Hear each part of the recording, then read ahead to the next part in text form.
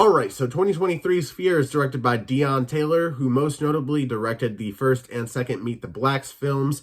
It's written by Deon Taylor and John Ferry, who worked together on a film called Black and Blue. Essentially, you have this group of friends who plan this getaway celebration vacation at this old hotel in the middle of nowhere. And, you know, with that said, it seems nice enough, right? Nothing should go wrong.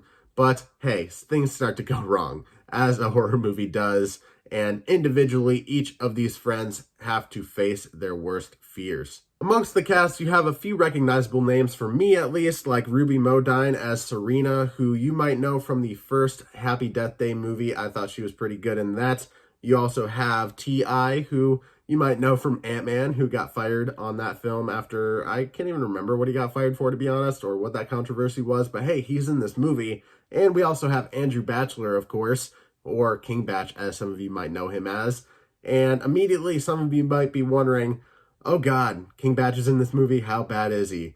Well, to be honest, this is the most serious I have ever seen King Batch in a movie, and I don't necessarily hate it. In fact, I would say he's one of the better elements of this movie. So if for nothing else, if you are a hater of King Batch, just watch this movie to check him out, and just be like, hey, maybe he isn't that bad of an actor. And then also T.I. in here, I thought he was fine for the role that he was supposed to play, but at the same time, it was a little bit goofy. And that's kind of how a lot of this film comes off, is just goofy, generic, and just honestly forgettable. But it wouldn't be fair of me to mention the other cast members without mentioning the two main leads in here, Joseph Sikora as Ram and Annie Alonso as Bianca.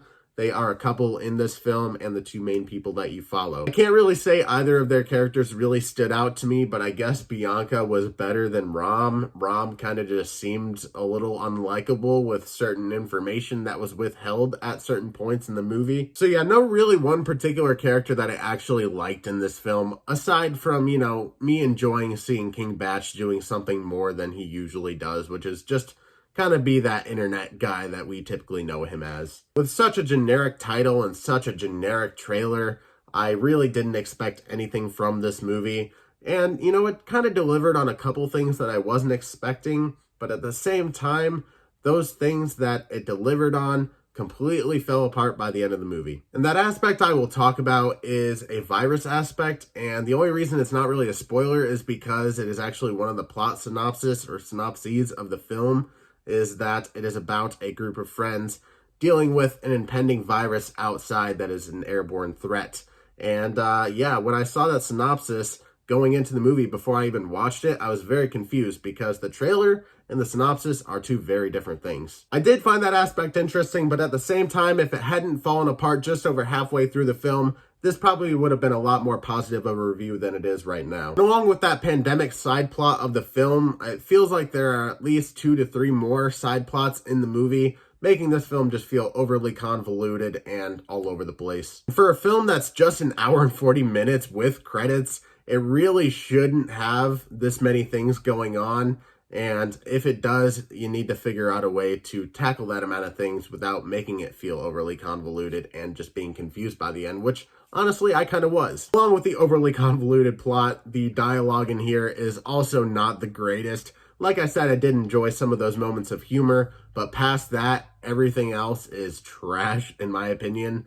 I hate to say trash because I've never written a screenplay for a film, so it's hard for me to judge, but at the same time, it just feels like every horror movie that I've watched before, just not done as well. There's so many horror movie tropes in this movie that feel like they're done for no apparent reason for the actual threat that they are facing in the film. For a film called Fear that is about people facing their worst fears, it should just be a psychological horror film with slightly supernatural elements, which it is at times, but at the same time, those supernatural elements should make sense within the movie that it's in, and it doesn't. Because in this aspect, does it really make sense for doors to be slammed and stereos to be turned on and for records to be played backwards? Not really. What would make sense is to have a mind-boggling sequence of these people having to face their worst fears, which you get a little bit of, but not as much as you should for a movie called Fear. The one main sequence I want to applaud involves Ido Goldberg's character Michael,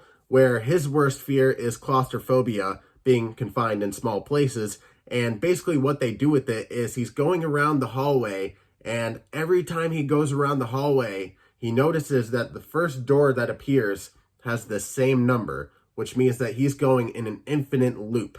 And the idea of that for me, like, I'm not really claustrophobic, I would say. I wouldn't say that's my worst fear. In fact, I don't really know exactly what my worst fear would be, which is an interesting question to think about with this movie. But just that aspect alone I thought was horrifying, and they could have built upon that a lot more, but no, they didn't. In fact, I'll say this when it comes to King Batch's character, Andrew Batchelor.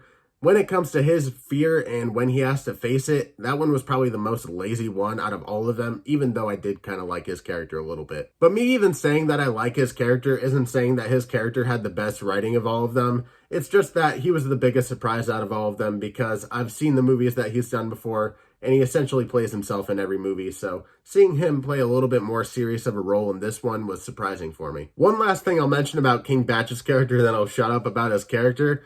But they have another subplot in this film where he's up in his room just kind of looking on his laptop about this place that they're at and trying to look for clues. Kind of reminded me of Wonder Woman in BVS when she kind of opened up those emails to see the rest of the Justice League. It's just a big exposition dump. And the funniest part about it to me, the kind of funniest but also most frustrating part, is that, you know, you have to read the article on the screen in order to get that exposition and maybe understand what's going on. And I don't like to read that much, so I didn't really read it. So if there were a lot of hidden things in that little piece of dialogue that would have made the movie make more sense, maybe I would have enjoyed it more, but probably not. Last thing I'll say, one thing I kind of want to reiterate is that everybody in this film kind of falls flat, and I don't think that's to any fault of their own. I just think that's the writing in this film. Definitely the kind of horror movie that you would see on Netflix, but most likely never watch, probably not even add to your list. I thought, hey, Fear, it's a generic title. It has a generic trailer. You know what also had a generic title and a generic trailer? Smile and also 2023's Plane, both movies that surprised me. I do like Smile more than Plane, of course, but yeah, I mean, it's not out of the realm of possibility for a generic-looking movie like this to be good. But it wasn't. But hey, I'm still happy that I watched it because now I know that King Batch should definitely be nominated for an Oscar. All right, but seriously though, have you seen 2023's Fear? What did you think? Did you love it? Did you hate it? Are you in the middle? I definitely did not like this movie. I would say I'm a little bit more towards the middle than hating it, but definitely not a good one. Definitely a contender for my top 10 worst of 2023 at the end of the year. Have you not seen it? Are you planning on watching it in the theater? Why or why not? Are you going to wait for it to come to streaming? Or are you just not going to watch it all together? I would love to know, so comment that down below as well. And in terms of ranking this movie, I'm going to have to go ahead and give it a free ticket, which is the first time I've ever given a movie a free ticket with this new movie ranking system that I have. But yeah, there you go, folks. There's my review for 2023's Fear. Once again, tell me what you thought of the movie down below, or tell me if you're planning on seeing it, why or why not. I would love to hear from you. Any comments I would appreciate. I respond to pretty much all of them. Leave a like on the video, subscribe, hit that notification bell so you never miss an upload, and I will see you in the next one.